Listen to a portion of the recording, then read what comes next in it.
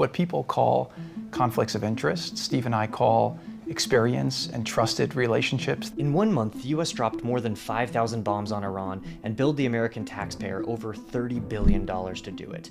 And one name keeps coming up as responsible: Jared Kushner.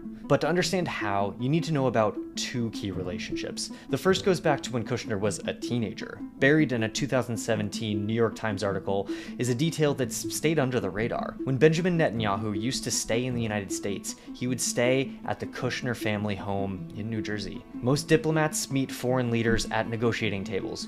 Jared Kushner met Benjamin Netanyahu when Netanyahu was sleeping in his bed, forcing Jared to sleep in the basement. The second relationship is with Saudi Crown Prince Mohammed bin Salman, MBS.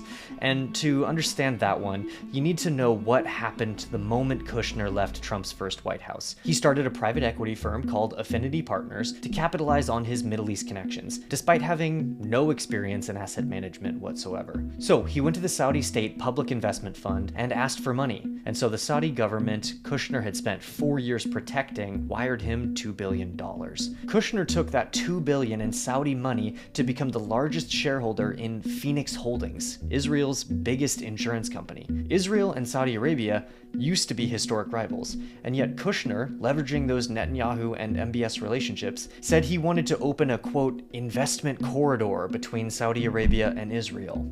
He is the corridor. Saudi money flowing through Kushner into the Israeli economy is the financial infrastructure of a new Middle East, recentered around Gulf Israeli ties. And every dollar that flows through it builds a region that doesn't want Iran at the table. Netanyahu actually said it out loud. Saudi Arabia will have a lot to gain. I think all these countries around Iran are threatened by Iran, and I think peace between Israel and Saudi Arabia would be really possible and probably very close once this thing happens. And then came the Iran negotiations this past February. Diplomats from Britain and Oman said a deal was close and that war could be avoided. But Kushner told Trump there was no chance of a deal and that Iran was about to attack the United States. The Pentagon briefed congressional staff the exact opposite, that Iran had no plans to strike the US. The Guardian reported that a diplomat with direct knowledge of the talks said Kushner was regarded as an Israeli asset, trying to drag the US into war.